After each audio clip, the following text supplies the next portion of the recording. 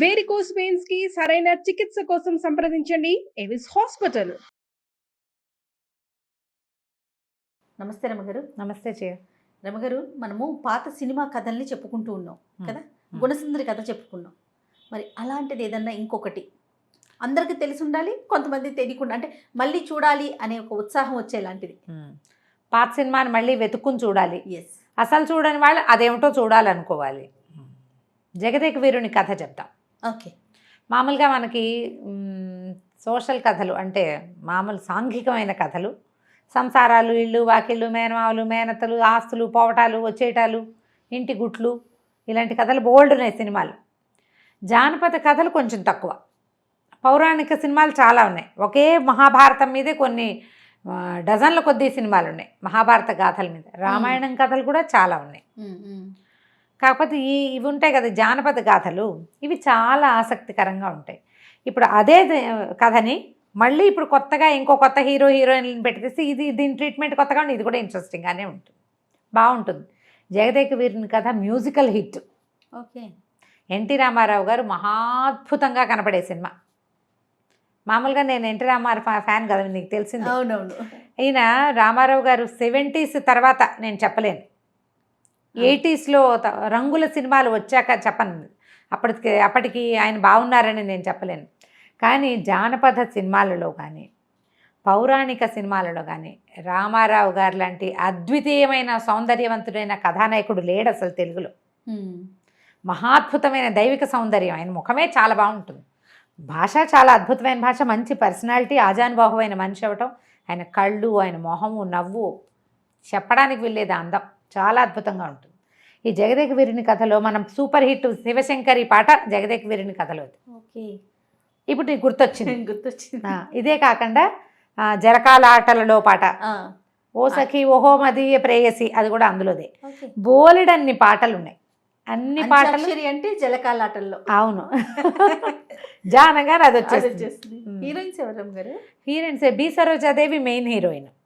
B Saroja Devi, తర్వాత ఏమో LV Jayalakshmi, తర్వాత జయంతి గారు, ఆ తర్వాత 4వ క్యారెక్టర్ చేసిన అమ్మాయి మరి రత్నం ఏదో, ఆవిడ పేరు నాకు బాగా గుర్తులేదు. నలుగురు హీరోయిన్లు. మెయిన్ క్యారెక్టర్స్ ఎక్కువగా కనపడేది బి సరోజాదేవి మెయిన్. తర్వాత ఈవిడ ఎల్వి జయలక్ష్మి కూడా, ఆవిడ డ్యాన్స్ మంచి అద్భుతమైన పాటలతో పాటు అసలు ఆ డ్యాన్సులు, ఆ మేకప్లు, ఆ వస్త్రాలు, కథనము, మ్యూజిక్ సూపర్. సూపర్ హిట్ సినిమాలలో ఒక సూపర్ హిట్ అనమాట. జగదేక వీరుని కథ చూసేసాం మేము, చాలాసార్లు చూసాం అనేవాళ్ళు మళ్ళీ చూడండి. ఓకే. ఎప్పుడూ ఓసారి చూసానండి అనేవాళ్ళు మళ్ళీ చూడండి, ఎప్పుడు చూడలేదండి అనేవాళ్ళు చూడండి ఇప్పుడు. కథ బాగుంటుంది. ఓకే. ఉదయగిరి మహారాజుకి 2 కొడుకులు ఉన్నారు. భార్య భర్త చక్కగా పెద్దవాళ్ళు, బాగుంటారు, మంచివాళ్ళు. ప్రతాప్ పెద్దవాడు, జగజ్జిత్తు రెండోవాడు. అయితే జగజ్జిత్తు కొంచెం తింగరవాడు, స్వార్థపరుడు. ప్రతాప్ శౌర్యవంతుడు, కొంచెం మంచి తెలివైనవాడు. అయితే ఒకసారి ఏమంటే మంచి అత్యద్భుతమైన పండు వెన్నెలలో భార్యాభర్తలు మాట్లాడుకుంటూ రాజకుమారులని అడుగుతారు, ఏం చేయాలనుంది. ఇలాంటి మంచి ఊహలు వస్తాయి, వెన్నెల్లో కూర్చుంటే ఆలోచనలు మంచి మంచి వస్తాయి. అయితే ఏమి చేయాలనుందంటే ఇతను ఏమంటాడంటే, ఒక కల వస్తూ ఉంటుంది నాకు ఎప్పుడు, ఇట్లాంటి పండు వెన్నెలలో వివాహయోగ్యమైన వయసులో ఉన్న రాకుమారుడు, ఇలాంటి ఊహలు వస్తాయన్నమాట. ఇంద్రకుమారి, నాగకుమారి, వరుణకుమారి, అగ్నికుమారి, 4 దేవకాంతలు నన్ను సేవిస్తుండగా సుఖపడాలని, భోగించాలని ముందు నాకని చెప్తాడు. చెప్పేసరికి ఇవేం విపరీతమైన ఊహలు అని తిట్టిపోస్తాడు తండ్రి. పెద్ద కుమారుడు అలా చెప్తాడా? రెండోవాడు ఏమంటాడు, ఇప్పుడు అందరూ మత్తుగా ఉంటారు, ఇప్పుడు వెళ్ళి మన శత్రు సైన్యాలని మనం వశం చేసేసుకోవచ్చు, అలాంటివి చెప్తాడనమాట. పెద్దబ్బాయి ఏదో తెలివిగా చెప్తాడనుకుంటే ఇతను ఇట్లాగా మోహపరవశుడైపోతున్నాడు అనిపిస్తుంది తండ్రికి. పిచ్చి ఊహలు. ఇంద్రకుమారి, వరుణకుమారి, నాగకుమారి వీళ్ళంతా ఎక్కడి నుంచి వస్తారు? దేవకన్యలు మానవులకి కుదురుతారా ఎక్కడైనా? దాన్ని గట్టిగా కాకలేస్తాడు. కోపం వచ్చేస్తుంది ఆయనకి. ప్రాక్టికల్గా లేడు కొడుకు అనుకుంటాడు అని బాగా కేకలేసి, మనుషులు సాధించలేనిది ఏముంది, ప్రయత్నిస్తే సాధించవచ్చు అంటాడు కొడుకు. ఆయన ఒప్పుకోడు. సాధించి పట్రా, అయితే వెళ్ళిపో నువ్వు ఇక్కడి నుంచి, దేశ బహిష్కరణ చేసేస్తాడు. నిన్ను బహిష్కరిస్తున్నాను, అదేంటో చేసి చూపించు అనేసరికి, అయ్యో అదేంటండి పుట్టినరోజు పూట మంచి రోజు, చాలా మంచి సమయం, పిల్లడికి ఇంకా పట్టాభిషేకం చేయవలసిన వయసు వస్తుంటే ఇప్పుడు ఇట్లాంటి పని ఏమిటని ఆవిడ ఎంత బతిమలాడినా ఆయన ఆగడు. ఇట్లాంటి పిచ్చి ఊహలు ఉన్నవాడు రాజు అయితే ఎట్లా అని వెళ్ళిపోమంటాడు. సరే తల్లి ఇది తీసుకుని ఆశీర్వాదంతో ఇతను బయలుదేరుతాడు దేవకన్యల్ని వెతుక్కుంటూ. అదే కథ ప్రారంభం కూడా. అయితే ఈవిడ మంచి మహాభక్తురాలు రాణిగారు, నిరంతరము దేవి ధ్యానంలోనే ఉంటుంది. సరే ఇక అమ్మవారి మీద నమ్మకంతో ఆమె భారం అంతా ఆమె మీద వేసి కొడుకుని పంపిస్తుంది. ఈయన వెతుకుంటూ అలా వెళ్తూ ఉంటాడు. ఈయనకి మధ్యలో ఒకడు దొరుకుతాడు, 2 చింతలు అనే ఒక అతను స్నేహితుడు అవుతాడనమాట. ఒక రాజ్యానికి రాజవ్వాలి, ఒక రాణిని పెళ్లి చేసుకోవాలి, అవి 2 చింతలు ఉన్నాయి అతనికి. నాకు దొరుకుతాడు. ఆయన రేలంగి గారు చేశారు ఆ కార్యం. ఊరికంటే కథలో కొంత కామియో ఏమంటారు హాస్యం జోడిస్తారు. ఇవి వెళ్తూ ఉంటే ఈయన 2 దయ్యాలకి 2 దయ్యాలు కలుస్తాయి వీళ్ళకి. ఎక్కడో ఒక 2 ఆత్మలు అనమాట, రాక్షసులు, బ్రహ్మ రాక్షసులు. వాళ్ళ నాన్న ఏవో 3 ఆస్తులు ఇచ్చాడు, ఆ 3టిని పంచుకోవటం కోసం కొట్టుకుంటున్నామని వాళ్ళతోటి కలిస్తే ఈయన దేవకన్యలు స్నానం ఆడే చోటు చూపిస్తామంటారు వాళ్ళు. వాళ్ళు పట్టుకెళ్ళి ఆ దేవకాంతలు ఎక్కడ స్నానాలు చేస్తారో అక్కడికి తీసుకెళ్తారు. రోజు దేవకన్యలు ఆకాశ స్వర్గం నుంచి వస్తారు ఇక్కడికి స్నానానికి. జయంతి, నాగిని, వారుణి, 4వ ఆవిడ పేరేంటో జ్ఞాపకం రావట్లేదు నాకు. అగ్నినందన ఆవిడే, అగ్ని కుమార్తె. వీళ్ళు 4 వస్తారు అక్కడికి. సరే చూస్తే ఎంత అందంగా ఉన్నారో. వాళ్ళని మాట్లాడించడానికి ప్రయత్నం చేస్తే ఆవిడకి శిల చేసేస్తుంది ఇతన్ని. పెద్ద స్విమ్మింగ్ పూలు, ఆ జలకాలాటలలో పాట. రాయి అయిపోతాడు. రాయి అయిపోయేసరికల్లా ఇంకేం చేయాలి? ఈ 2 చింతలు కూడా ఇతనితో పాటు ఉంటే రాయి అయిపోయిన వాడిని చూస్తూ ఏడుస్తూ కూర్చుంటాడు. అక్కడ ఆవిడేం చేస్తుంటే తల్లికి ఏదో దుశ్శకునంలాగా కనపడి అమ్మవారిని ప్రార్థిస్తుంది, నా కొడుకుని రక్షించమని. అయితే అమ్మవారు ఒక ముసలి అవ్వ రూపంలో ఇక్కడికి వస్తుంది. జానపద కథల్లో ఇలాంటివి జరుగుతాయి చూడు. అయితే ఈవిడ ఇలా అయిపోయాడు, నా స్నేహితుడు రక్షించమని ఈయన అడిగేసరికల్లా ఈవిడ ఏం చేస్తుందంటే ఆయన్ని మామూలుగా మనిషిని చేసేసి ఈ ప్రతాప్ని, ఈ దేవకన్యలు ఆ అమ్మాయి వస్త్రం ఆ పైన కప్పుకునేది అది పట్టుకొచ్చేసి ఎంత పిలిచినా వెనక్కి తిరిగి చూడొద్దు, వస్త్రం పట్టుకుని మన కుటీరానికి వచ్చేయమని చెప్తుంది. మర్నాడు పొద్దుటికి విగ్రహం కనపడుతుంది. మర్నాడు పొద్దున మళ్ళీ దేవకన్యల స్నానానికి వస్తారు. విగ్రహం ఇప్పుడు రాయి అయిపోయాడు కదా. లేదు అప్పుడు ఇంకో పాట ఉంది, వరించి వచ్చిన మానవ వీరుడు ఏమైనాడని విచారం. ఆ పాట అది కూడా మహా బాగుంటుంది, హిట్ సాంగే అదిను. అక్కడి నుంచి చూస్తారు ఎట్లా మాయమైపోయాడు, నిన్న విగ్రహం అయిపోయిన వాడు రాయి అయిన వాడు ఉండాలి కదా రాయి అక్కడ.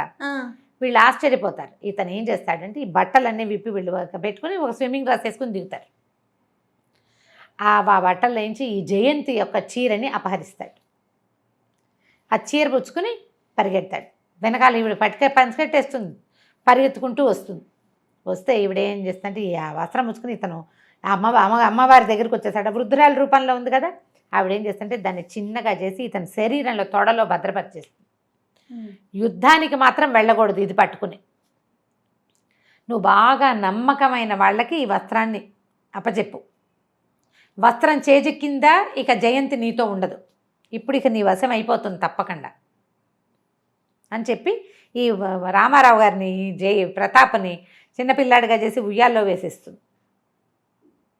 ఈ వెనకాల అతన్ని వెతుక్కుంటూ జయంతి వస్తుంది. మిగిలిన వాళ్ళు 3 వెళ్ళిపోతారు. ఈ జయంతికి ఒక ఋషి శాపం ఉంటుంది, ఇంద్రకుమారికి. ఆవిడ వస్త్రం ఒక ఋషి తపస్సు చేసుకుంటున్న ఆయన మీద పడుతుంది. నీకు ఇంత పొగరా, ఈ వస్త్రం ఏ మానవుడి చేతికి దొరుకుతుందో నువ్వు వాడికి భార్యవైపోతావని శపించాడు. ఆ శాపం వల్ల ఈ మానవుడు తెచ్చేస్తే ఇక వాడికి వశమైపోవాల్సిన ఆవిడ స్వర్గలోక ప్రవేశం లేదు ఇంకా. ఇక వెనక పరిగెత్తుకుంటూ వస్తుంది. ఇక్కడ పిల్లాడే కనపడతాడు. అయ్యో నేను నా వరుడి కోసం వచ్చాను, పిల్లవాడు ఉన్నాడంటే సరే నువ్వు సరిగ్గా ఉంటావా అని ఒప్పించి ఈయన మళ్ళీ యువకుడిని చేసి వాళ్ళిద్దరినీ కలిపి పంపిస్తుంది ఆవిడ. ఇద్దరు కలిసి బయలుదేరతారు. కామకూట నగరం, కామరూప నగరం, ఆ నగరానికి వెళ్తారనమాట. వాళ్ళతో పాటు ఈయన కూడా వచ్చేస్తాడు. ఈ 2 చింతలు వాళ్ళ కోరిక ఉన్నటువంటి స్నేహితుడు వీళ్ళ ఫ్రెండ్ కూడా వీళ్ళతో పాటే ఉంటాడు. సరే 3 కలిసి ఏదో ధర్మసత్రంలో దిగుతారు. ఆ ఊళ్ళో తమ రాజ్యానికి మళ్ళీ వెళ్ళాలి కదా, ఈ వెళ్ళే మార్గంలో ముందు ఇక్కడ దిగుతారు. అంటే మన తండ్రి ఏమన్నాడు, 4 కాంతల్ని తెచ్చుకున్నాక రమ్మన్నాడు. ఇప్పుడు ఒక్క కాంతేగా మనకు వచ్చింది. సరే అక్కడి నుంచి ఏమైంది, ఇక్కడ ఉండిపోయారు కొద్ది రోజులు. ఉండేసరికి ఈ సత్రంలో ఉన్న యువకుడి దగ్గర ఒక అత్యద్భుతమైన సౌందర్యవతి ఉందని ఆ దేశపు రాజుగారికి తెలుస్తుంది. ఈ అందగత్తెని ఎలాగైనా వశం చేసుకోవాలనుకుంటారు. ఈవిడ దేవకాంత అనే సంగతి వాళ్ళకి తెలియదు కదా. ఆ ఊళ్ళో ఇంకొక అందగత్తె తగులుతుంటే ఏకాశ ఆ అమ్మాయి పేరు. దానికి ఒకటే ఆశ, అది రానివ్వాలని ఆవిడ కోరిక అనమాట. ఏకాశ 2 చింతలు చిన్నప్పుడు బాగా చెప్పుకుంటూ ఉండేవాళ్ళం. సరే, అక్కడి నుంచి ఏమవుతుంది, ఈ రాజుగారి కథలు ఇవన్నీ కొంచెం సరదాగా ఉంటాయి సినిమా అంతా. నేను గబగబా బ్రీఫ్గా చెప్తున్నా కదా. ఈ రాజుకి 2 మంత్రులు ఉంటారు. ఒక ఆయన పాత మంత్రి, కొత్త మంత్రి. ఈ పాత మంత్రి మంచి సలహాలు చెప్తాడు. వాళ్ళు పరాయి వాళ్ళ భార్యలతోటి మనకెందుకండి, వివాహిత జోలికి వెళ్ళకూడదండి, మహాపాపం. వివాహితల జోలికి వెళ్ళిన వాళ్ళు మా అందరూ పాడైపోయారంటాడు. ఈయన నోరు మూసుకోమంటాడు. ప్రగడ ఉంటాడు 2వ మంత్రి. ఆయన అన్ని వెరైటీ సలహాలు చెప్తాడు. ఈ రాజుగారికి ఆ వెరైటీ నచ్చుతుంది. అంటే ఆ రాజు అన్నవాడు ఎవరింట్లో అందగతున్నా వశం చేసుకోవాల్సిందే అంటాడు ప్రగడ. అక్కడి నుంచి ఆ ప్రగడ ఈయన కలిసి ఈ అమ్మాయిని అవైల్ చేసుకోవడం కోసం నాకు విపరీతంగా శిరోభారం, నాగమణి ఏదో తెచ్చి పెడితే కాలకూట విషం తెస్తే కానీ ఇది తగ్గదంటారు. ఆ విషాలు అవి ఎక్కడి నుంచి వస్తాయి? ఈవిడేమంటుందంటే, నా ఫ్రెండ్ ఉంది కదా నాగిని, నువ్వు అక్కడికి వెళ్ళొచ్చు అని చెప్పి నాగలోకానికి వెళ్ళే దారి చెప్పి భర్తని పంపిస్తుంది. ఈ అమ్మాయి కోసం వాళ్ళు ట్రై చేస్తారు కానీ వాళ్ళు హ్యాండిల్ చేయలేకపోతారు. ఇతను పోయి నాగలోకానికి వెళ్ళి ఆవిడ ఇచ్చిన ఉంగరం వేసి ఆ నాగిని తనతో పాటు తెచ్చుకుంటాడు. ఒక్క పిల్లే అందగత్తెగా ఉందనుకుంటే 2వ అందగత్తె కూడా వచ్చేస్తుంది ఇక్కడికి. అక్కడి నుంచి ఇదే విధంగా 4 అందగత్తెల్ని తెచ్చేసుకుంటారు. ఈ 4 అందగత్తెల్ని తెచ్చేస్తారు. ఇలా అందగత్తెల్ని తెచ్చుకోవాలంటే ఏం చేయాలంటే, ఆయన అగ్నిలో దూకి తీసుకొచ్చుకున్నాడు ఆఖరి భార్యని. మనం కూడా అగ్ని ప్రవేశం చేద్దామని రాజుగారు ప్రగడ కలిసి అగ్ని ప్రవేశం చేస్తారు. గోవిందా, అతనికంటే ఈ అమ్మాయి ఉంది కాబట్టి. సరే, వీళ్ళ 4తో కలిసి తండ్రి దగ్గరికి వెళ్ళిపోతాడు. వెళ్ళిన తర్వాత తండ్రి చాలా మెచ్చుకుంటాడు. నువ్వు అన్నది అన్నట్టుగా చేసావు, చక్కగా 4 దేవకాంతలతోటి చాలా అద్భుతంగా ఉందంటే. తమ్ముడి కొంచెం మంటగా ఉంటుంది. ఇంతలో ఏమవుతుందంటే వీళ్ళకి ఒక యుద్ధం ఏర్పడేసరికల్లా ఇతను ఏం చేస్తాడు, యుద్ధానికి వెళ్తున్నప్పుడు ఈ వస్త్రం ఉండకూడదు. ఆ వస్త్రాన్ని తీసి తల్లికి ఇస్తాడు. అమ్మ, ఇది ఎవ్వరికి ఇవ్వద్దు, నీ దగ్గరే ఉంచు, నేను వచ్చేదాకా అని. ఇచ్చేసరికల్లా ఈవిడ తెలిసిపోతుంది జయంతికి. ఎంత ప్రేమగా ఉన్నా తన జీవితం తందే కదా, ఇతనితో జీవితం బాగున్నప్పటికీ. తీరా ఇతను యుద్ధానికి వెళ్ళేసరికల్లా వీళ్ళు అత్తగారిని బాగా ఐస్ చేసి 4 కోడళ్ళు ఆ వస్త్రం తీసేసుకుంటారు. ఆ వస్త్రం దొరికేసరికి ఆవిడకి దేవలోక ప్రవేశం, ఆవిడతో పాటు 4 వెళ్ళిపోతారు, దేవకాంతలు వెళ్ళిపోతారు.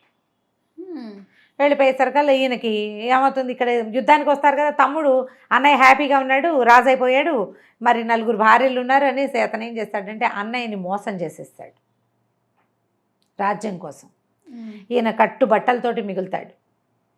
ఈ దేవకాంతలు వెళ్ళిపోతున్న సంగతి తెలిసిపోయింది. ఇక వెతుక్కుంటాడు వాళ్ళ కోసం. అతను వెతికేటప్పుడు పాట కూడా సూపర్ హిట్టే, బాగుంటుంది ఆ పాట కూడా. ఇక వెతుకుతాడు, ఇంకా పట్టుకోలేకపోతాడు, వాళ్ళ కోసం ట్రై చేస్తాడు. ఆయన చేసే చివరి ప్రయత్నంలో భాగమే ఈ శివశంకరి పాట అక్కడ వస్తుంది. సంగీతంతో ఈ కొండని కరిగించాలన్నమాట. ఆ అమ్మాయి తన దగ్గర ఉన్నప్పుడు జయంతి ఏం చేస్తుందంటే అతనికి తనలో ఇంచే ఇంకొక మనిషిని సృజించేందుకు కొన్ని మంత్రాలు చెప్తుంది. అతను ఆ మంత్రం చదివితే 2గా 4గా మారగలడనమాట. అతను నేర్చుకుంటాడు అమ్మాయి దగ్గర. మా అమ్మాయి చెప్పి తనతోటి నాగినితోటి 2తోటి ఉండేలాగా చేస్తుంది అతన్ని. ఆ మంత్రంతో ఇతను అన్ని సాధనాలు తనే వాయించేలాగా చేసి ఆయనే పాట పాడతాడు, ఆయనే వాయిస్తాడు. ఆ పాట శివశంకరి పాట విన్న వాళ్ళకి తెలుస్తుంది. మనం టీవీలో చూస్తాం పాట, 5 రామారావులు 4 రామారావులు కూర్చున్నట్టుగా కనపడుతుంది, ఎన్టీఆర్లు కూర్చున్నట్టు. ఆ మంత్రం వల్ల అది చేస్తాడనమాట. చివరికి తన గాన కళతోటి, తన యుద్ధంతో, తన సహనంతో మొత్తానికి మళ్ళీ దేవకాంతల్ని తీసుకుంటాడు వెనక్కి. వాళ్ళంతా ఒప్పుకుంటారు, మేము ఇతనితో జీవితం మాకు బాగుందని.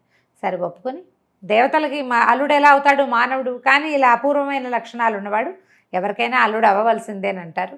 చివరికి మళ్ళీ ఆ 4 దేవకాంతలతోటి తన రాజ్యానికి చేరుకుంటాడు. ఆయనకు జీవితం ఉన్నంతకాలం వాళ్ళు ఆయనతో పాటే ఉంటారు. కథ చాలా బాగుంటుంది, సినిమా చూడాలి. రామారావు గారు బ్రహ్మాండంగా యాక్ట్ చేస్తారు. సూపర్ సినిమా బాగుంటుంది. ఓవరాల్గా ట్రై చేసి చూడండి. నేను బ్రీఫ్గా చెప్పాను, చక్కగా ఎలాబరేట్గా చూస్తే రేలం గారు, గిరిజ వాళ్ళిద్దరిది కాంబినేషన్ బాగుంటుంది. రాజనాల్ గారును సిఎస్ఆర్ గారు వాళ్ళిద్దరు రాజు మంత్రి, వాళ్ళవి అన్ని కాంబినేషన్స్ చాలా బాగుంటాయి. ఓవరాల్గా సినిమాలో ప్రతి సీను ఇంట్రెస్టింగ్గానే ఉంటుంది. అద్భుతమైన పాటలు, పాటలు సూపర్ హిట్, అదే కదా, బాగుంటాయి. తప్పకుండా రమ్మగారు. Thank you so much. నమస్తే.